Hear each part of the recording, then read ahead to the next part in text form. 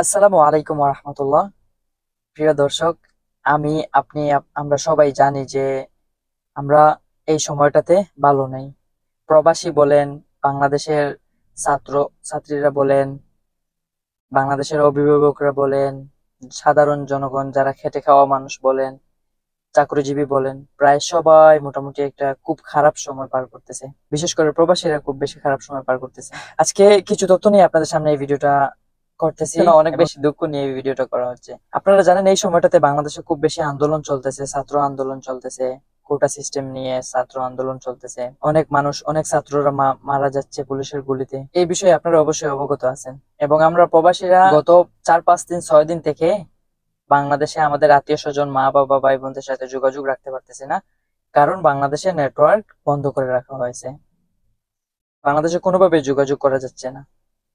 যদি আপনি ডাইরেক্ট নাম্বারে কল দেন তাহলে একটু কথা শোনা যায়, তারপর আবার কথা শোনা যায় না, মানে কোনোভাবে যোগাযোগ করাটা পসিবল হচ্ছে না। তো আজকের আমার এই ভিডিওটার সবচেয়ে মেইন যে কথাটা হচ্ছে, আপনারা খেয়াল করলে দেখতে পারবেন আরব নিউজ গুলাতে কয়েকটা দেশ যেমন সৌদি আরব, দুবাই, কাতার, এই মধ্যপ্রাচ্যের এই দেশগুলো সহ আরো বিভিন্ন দেশে আমাদের বাংলাদেশে যে বর্তমানে ছাত্র আন্দোলন চলতেছে কোটা নিয়ে, এটার প্রতিবাদ জানাতে গিয়ে আমাদের মধ্যপ্রাচ্যের অনেক দেশে আমাদের অনেক প্রবাসী ভাইয়েরা কিন্তু প্রতিবাদ জানাতে গিয়ে রাস্তায় মিছিল টাইপের এরকম ভাবে প্রতিবাদ জানাইছিলেন, একরকমের মিছিল বের করছিলেন আর কি।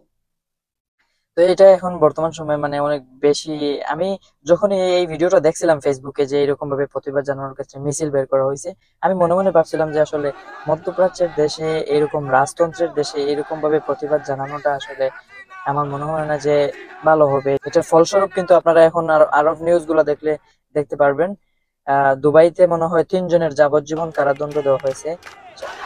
আর 50 থেকে 54 জনের মতো মনে করেন যে ফরিজ হায়া, মানে একদম নো এন্ট্রি দিয়ে বাংলাদেশে পাঠানোর ব্যবস্থা করতেছে, কয়েকদিন সফর জেল কেটে বাংলাদেশে পাঠানো।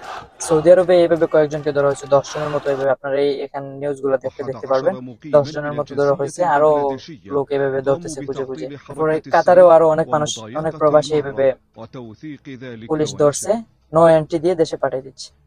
আমি প্রবাসী ভাইদের কাছে إن একটাই একটাই অনুরোধ রাখবো। আমি জানি এখন যা হওয়ার তো হয়ে গেছে, এখন এই জিনিস এইগুলো বলে কষ্ট ছাড়া মানে আর কিছু বলার নাই। কষ্ট পাওয়া ছাড়া, কষ্ট দেওয়া ছাড়া এগুলো বলে আর কোনো লাভ নেই। লাভটা হচ্ছে এটা, আপনারা ভবিষ্যতে যারা আছেন প্রবাসী, মধ্যপ্রাচ্য বলেন বা রাজতন্ত্রের যে দেশগুলো আছে, হ্যাঁ, এগুলোতে এইভাবে প্রতিবাদ না জানিয়ে আপনারা শান্তিপূর্ণভাবে আপনার হাতের মোবাইল দিয়ে প্রতিবাদ জানান। হাতে মোবাইল দিয়ে যে আপনি চাইলে প্রতিবাদ স্বরূপ আপনি ভিডিও তৈরি করতে পারেন।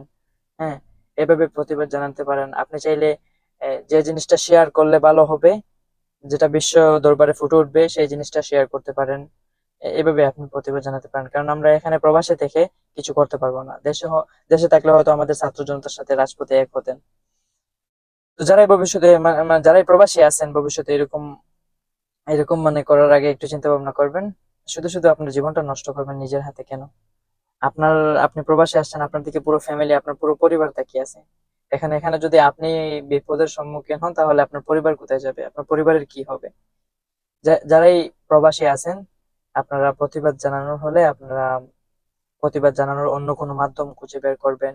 মোবাইলে মোবাইলের মাধ্যমে প্রতিবাদ জানাবেন, বিভিন্ন প্রতিবাদমূলক ভিডিওস বানাবেন, হ্যাঁ, নিউজ শেয়ার করবেন, কোনটা করলে ভালো হয়, কোন ভিডিওসটা বা কোন জিনিসটা শেয়ার করলে উপকারে আসবে, এইভাবে জানাবেন। এছাড়া আমাদের কিছু মানে করার মতো কোনো কিছুই নেই।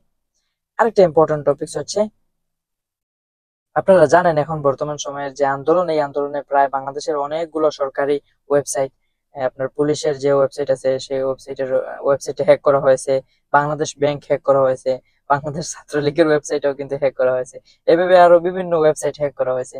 তো যারাই আমরা প্রবাসী আছি, আমাদের প্রতিবাদ জানানোর আরো একটা উপায় আছে। আমরা চাইলে আমাদের এই রেমিটেন্সটাকে কাজে লাগিয়ে আমরা প্রতিবাদ জানাতে পারি। আমাদের রেমিটেন্সটা কিন্তু অনেক বড় একটা পাওয়ার আমাদের কাছে। তো আপনারা চাইলে বিভিন্ন, আপনার একটু দিমাগ একটু খাটাবেন, তাহলে প্রতিবাদের বিভিন্ন রাস্তা পাবেন। আর যারা বর্তমানে মানে বাংলাদেশে টাকা পাঠাবেন, একটু খোঁজ খবর নিয়ে টাকা পাঠাবেন।